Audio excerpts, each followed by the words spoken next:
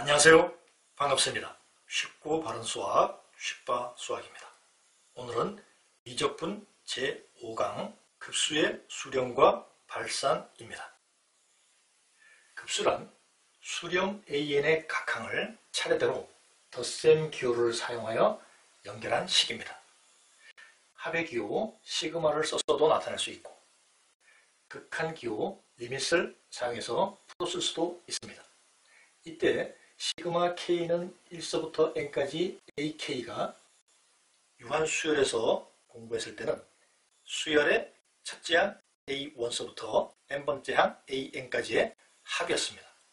그런데 극한의 영역에서는 이를 부분합이라고 합니다. 이렇게 여러 가지 표현을 나타내는 것은 이를 모두 잘 알아야 되기도 하지만 가장 중요한 목적은 급수의 극한이란 부분합의 극한이라는 것을 반드시 알아야 되기 때문에 그렇습니다. 급수란 부분합의 극한이다. 꼭 기억해야 합니다.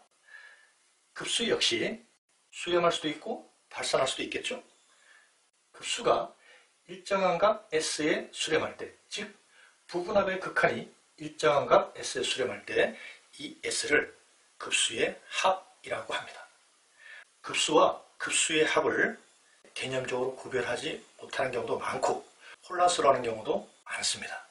왜냐하면 급수가 덧셈 기호를 사용하여 연결한 식이다 보니 저 자체가 합이 아니냐 이런 생각을 할 수 있다는 거죠.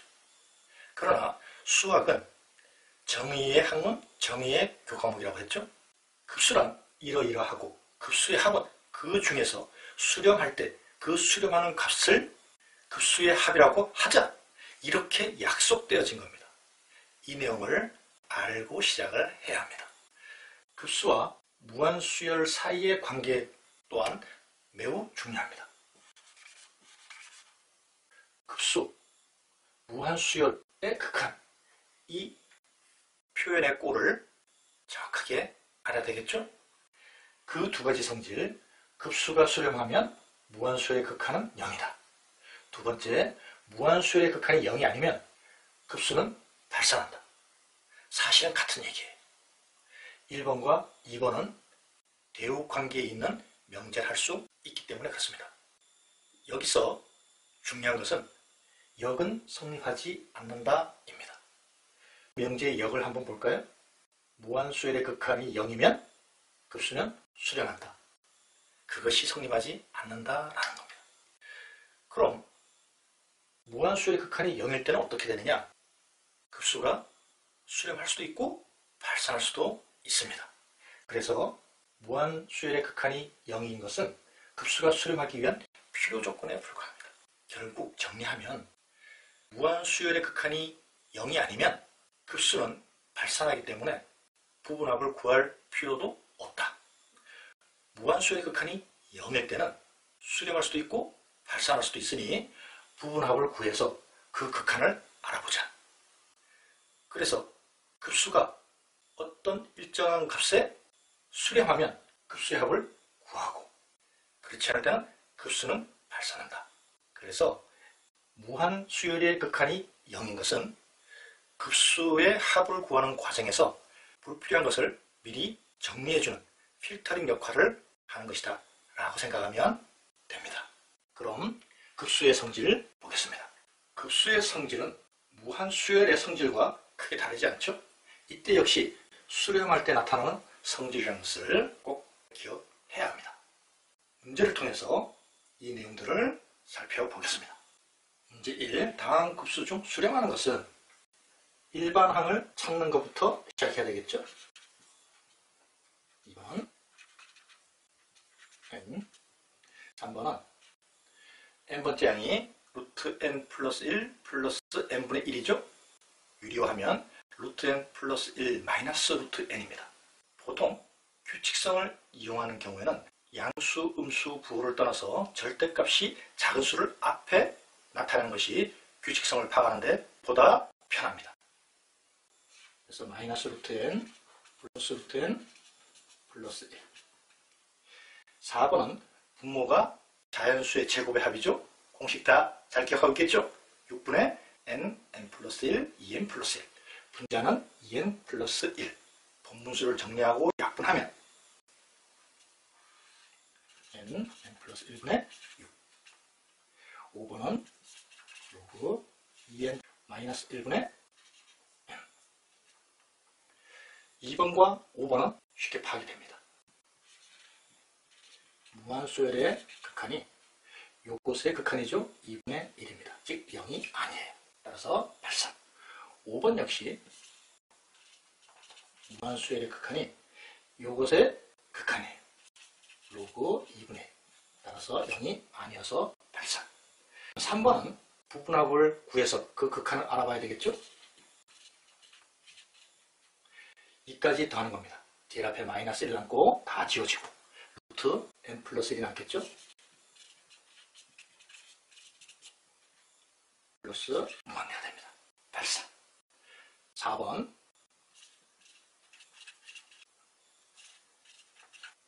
부분분수죠.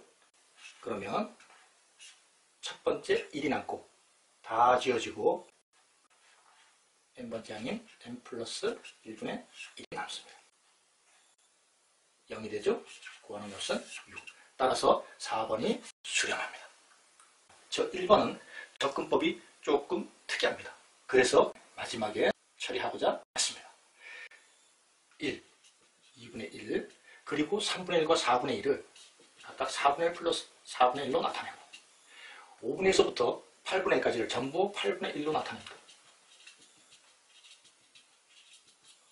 그리고 9분의 1에서부터 16분의 1까지를 전부 16분의 1로 이런 방식으로 나타내면 주어진 식이 변형식보다 언제나 큽니다. 그런데 이 변형식이 1 플러스 2분의 1 플러스 2분의 1 플러스 2분의 1 계속 2분의 1을 더하는 구조로 되어 있습니다. 따라서 변형식이 발산하니 주어진 식은 당연히 발산한다는 것을 알 수 있습니다. 문제 2번. 다음 급수의 합을 구하시오. 1번항 2n-1, 2n 플러스 1분의 1. 무한수의 극한은 0이니 SN을 구해야 되겠죠? 부분분수 2분의 1 곱하기 2n-1분의 1 마이너스 2n 플러스 1분의 1. 그러면 n항까지의 합이 1 남고 n번째 합 요거만 남습니다. 2n 플러스 1분의 1. 따라서 0, 2분의 1.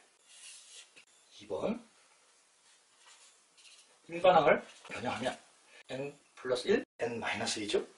규칙성을 이용할 때는 작은 값을 앞에 따라서 n-1, n 플러스 1. 그러면 n분의 n-1, n분의 n 플러스 1.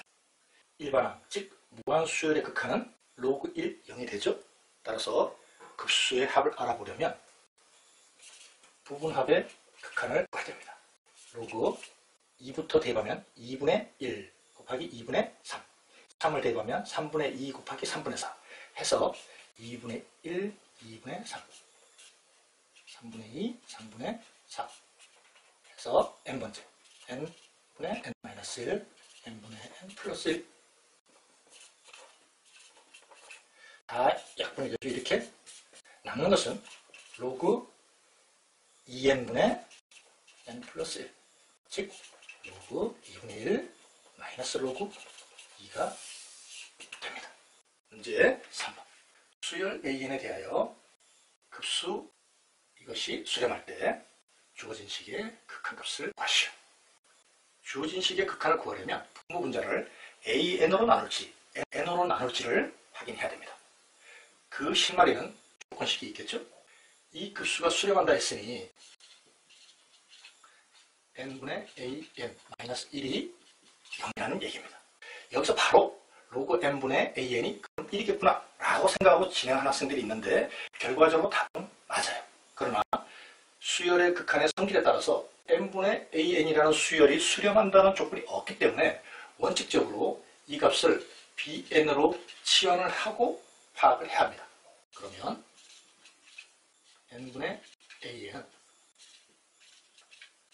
bn 플러스 1이겠죠? 요 극한이 이제는 수렴하니 0. 따라서 이 값은 1이라는 것을 알 수가 있고, 그리고 나면 주어진 식을 분모 분자 n으로 나눕니다. 그러면 이 값이 1이죠? 분모 2, 분자 5 해서 2분의 5라는 값을 구할 수 있습니다. 문제 4번. 수열 An에 대하여 이러한 급수가 3일 때 무한수열의 극한값을 구하시오. 급수가 수렴하니 무한수열의 극한 0일 겁니다. 마찬가지로 A의 극한이 2분의 1이니까 수열 An의 극한도 2분의 1이겠네? 이러면 결과적으로 답은 맞지만 성질을 오해해서 잘못 적용한 겁니다. 3번과 마찬가지로 이 전체를 Bn으로 놓고 치환을 합니다. 그러면 An은 Bn 플러스 n제곱분의 1분의 n제곱이 되겠고, 그러면 이제는 A의 극한이 0이고 이거의 극한은 2분의 1이니까 2분의 1이구나, 이렇게 정확한 과정을 밟아서 값을 구할 수 있습니다. 문제 5번. 두 수열 AN, BN에 대하여 옳은 것을 모두 고르시오. 이러한 합답형 형태의 문제는 항상 난이도가 있고 어렵다고 할 수 있습니다. 정확한 정의와 기본 성질을 알아야지만이 가능합니다. 기억, AN의 급수, AN 플러스 BN의 급수가 수렴하면 BN의 급수도 수렴한다.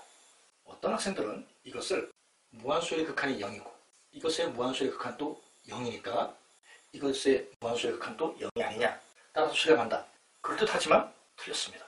왜냐하면 이미 배운 저 관계에 따라 무한수열의 극한이 0이 아니면 발산하지만 0이어도 발산하는 경우가 있기 때문에 그런 접근을 하면 안 됩니다. 그럼 어떻게 되느냐? 3번과 4번처럼 AN, BN을 치환해서 풀 수도 있고 변형해서 풀 수도 있습니다. 3번, 4번에서는 치환을 했으니까 이번에는 변형을 하겠습니다. 이 수렴한 급수의 합을 알파, 이것의 급수의 합을 베타라 한다면 Bn은 이번엔 변형한다고 그랬죠? AN 플러스 BN 마이너스 AN입니다. 그러면 이것의 급수의 합이 베타, 이것의 급수의 합이 알파니까 베타 마이너스 알파라는 값이 나오고 수렴하는구나 라고 할 수 있습니다. 니은 두 급수가 모두 발산하면 AN 플러스 BN의 수열의 극한은 0이 아니다. 이 역시 어떤 오해를 하느냐? 발산한다고 했으니 무한수열 극한이 0이 아니겠네? 아닙니다. 0이어도 발산할 수 있습니다. 따라서 니은과 같은 경우에 성질로 접근하기가 쉽지가 않고 이럴 때 유용한 것이 바로 발레입니다. AN을 N, BN을 마이너스 N이라고 한다면 두 급수는 모두 발산합니다. 그러나 두 수열 AN 플러스 BN의 수열의 극한은 0일 수 있다는 거죠. 그래서 그렇지 않습니다. 디귿 역시 AN, BN의 급수가 수렴하니 AN, BN의 무한수열의 극한은 0입니다. 그러나 이것이 무한수열 AN과 무한수열 BN의 극한이 0이라는 얘기는 아닙니다. 그런 조건은 주어지지가 않았죠. 따라서 급수의 성질을 그대로 적용하기가 어렵습니다. 이 경우에도 발레를 사용합니다. 수열 AN이 1, 0, 1, 0, 수열 BN이 0, 1, 0, 1이라 한다면 무한수열 AN의 극한이 0이 아닐 때 무한수열 BN의 극한도 0이 아닐 수 있습니다. 따라서 디귿도 옳지 않습니다. 리을 무한수열 AN, BN의 극한이 0이겠죠? 그러면 무한수열 AN의 극한값을 알 수가 있습니다. 이 역시 치환 또는 변형을 해야 되는데 변형을 한번 해보면요. AN, BN을 BN으로 나누면 되겠죠? 무한수열 BN의 극한이 3, AN, BN의 극한이 0. 따라서 무한수열 AN의 극한도 0입니다. 이율은 맞습니다. 쉽지만은 않죠? 그러나 중요한 영역이니까 잘 정리하고 공부해 놔야 합니다. 다음 시간은 등비급수에 대해서 공부하겠습니다. 수고 많았습니다.